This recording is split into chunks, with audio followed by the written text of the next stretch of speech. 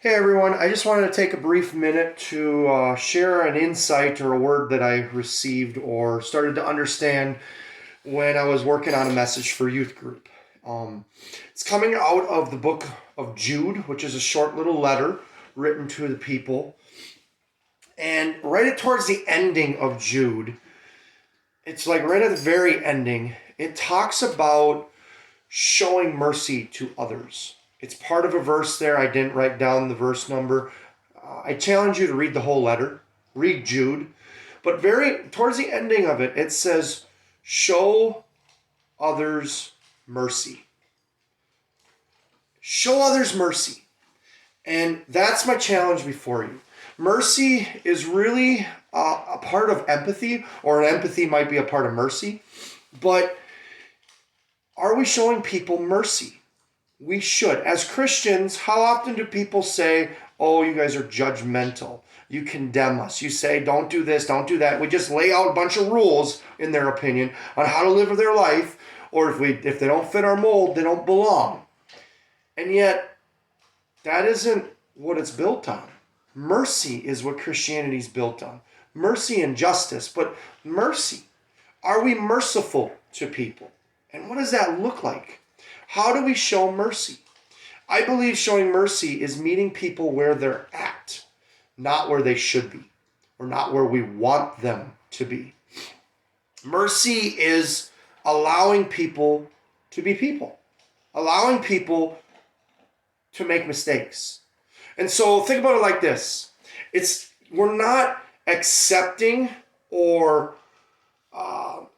cheering on bad behavior. You're not saying, oh, I'm making this okay. But we're making it okay that they're human and they made mistakes.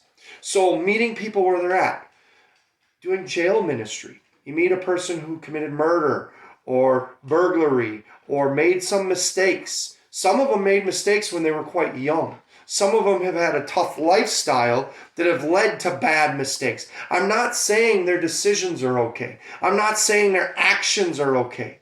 But the mercy side of it, show people mercy, is it's okay to be human. You meet them where they're at. So you go and do jail ministry, you remember they're a human, not just a felon, not just a title. They're still a human being. And so meeting them, and when they say, I couldn't be a Christian. How could God love a person like me? I did too many terrible things. The answer is, you're exactly the person God loves. You're exactly the person God died for. You're exactly the people he wants because you've made mistakes.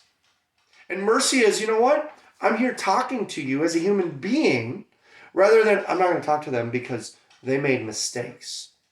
Are we showing people mercy?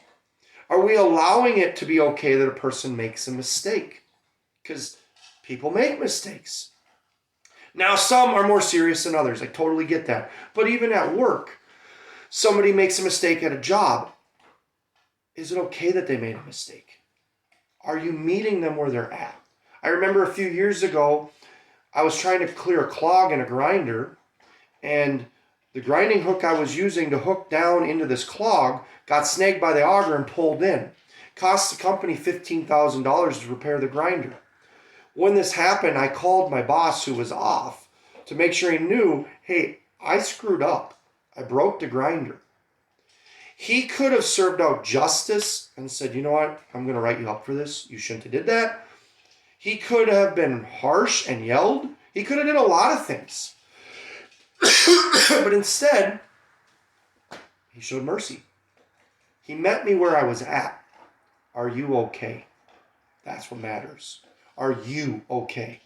The mistake wasn't okay, but I needed mercy because not only was I scared that I could have died, I was scared I could have got fired. I was concerned about how he was going to react, and instead of being mad, he showed mercy. We need to meet people where they're at. We need to be okay with people being people. That people have messy lives. Because you know what? Everybody has a messy life. Everybody has a skeleton in their closet or something they're trying to hide. Everybody has the mountains they're climbing. Are we merciful to them?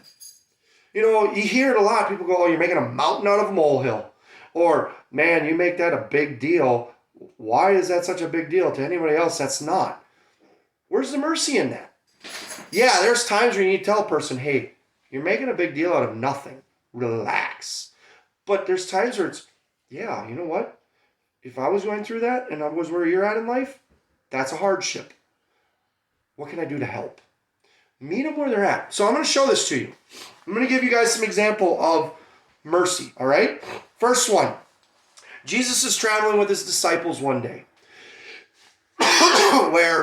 and they have a leper come up behind them and he cries out to Christ. Lepers aren't supposed to come near people.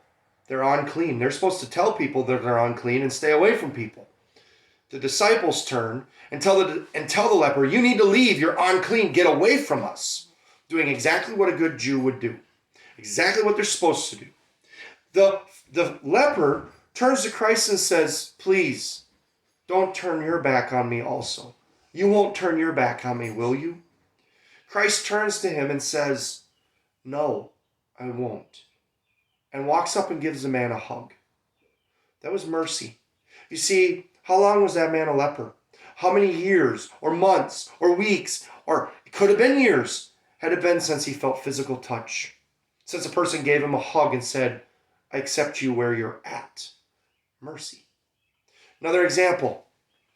The Pharisees drag this woman into a large crowd, throw her at the feet of Christ, and say to him, we caught her in the act of adultery. By the law, she should be stoned. Jesus bends down and starts writing in the sand. Doesn't say what he's writing, doesn't say what he's doodling. Might have been doing nothing in the sand. But he's drawing with his finger. Their accusations keep coming of she's an adulterer, she deserves to be stoned. They're trying to trap him. But over time, they all start to leave. For whatever reason, maybe it's what he was writing in the sand or not. Maybe it was they started to realize they were in the wrong. But eventually, none of them are left. And Jesus,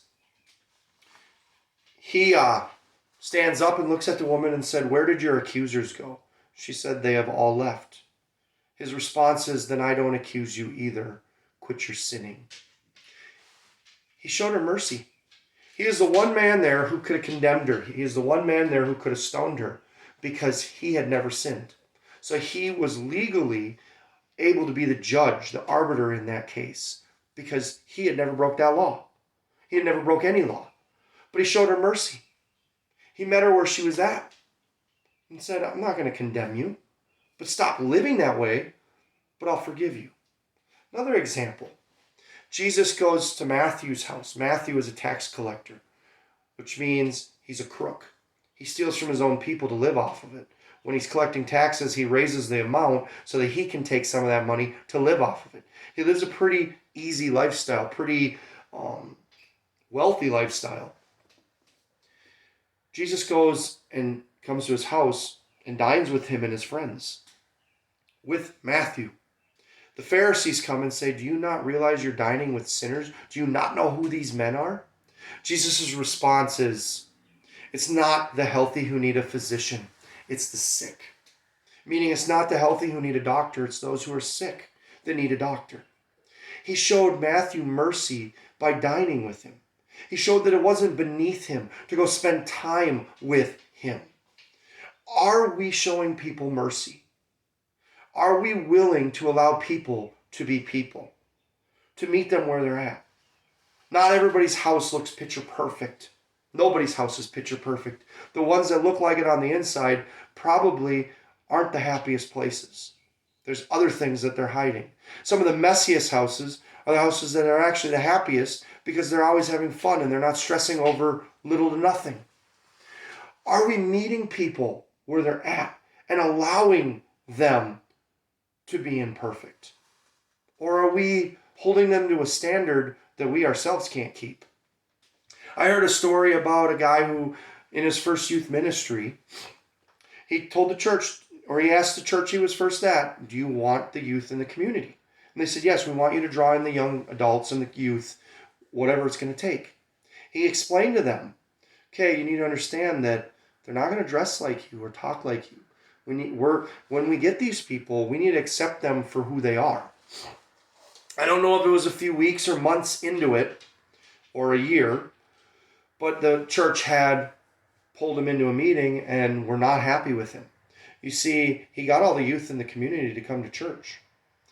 Their skateboards lined the hallway. They dressed pretty ratty. They were skaters. And the congregation wasn't happy. They're like, we didn't want these people. And he goes, you said you wanted the youth. I brought them. You just don't want them because they don't dress and talk like you. Mercy is, I'm going to accept you where you're at. And then as we build a relationship, we're going to let God work on where you need to get to. But I'm not going to do that. I'm not going to condone you. I'm not going to accept your sins. I'm not going to accept your bad behavior. And I'm not going to feed into it and enable it. But I'm going to meet you where you're at and try to get to know you. So there is a balance in there of safety where it's, hey, you know what, I can't go to that. I can't be there. I can't be around all them people. But if you want to sit in a coffee shop and talk, if you want somebody to vent to, you want somebody who can give you some advice or just to get to know the person, fine. So there's boundaries. But my challenge before you is, are you merciful to people? Are you merciful to them?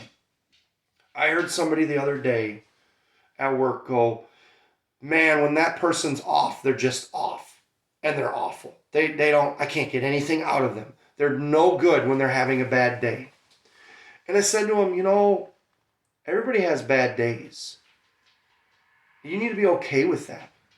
You're not going to get 100% out of people 100% of the time. So you need to learn to find a way to lead people and motivate people to get the best out of them for where they're at. So when they're having a bad day, if the best they've got in them is 50%, are you getting 50%? And you need to be okay with that because they're human. And so I challenge you, be merciful to others. Be merciful.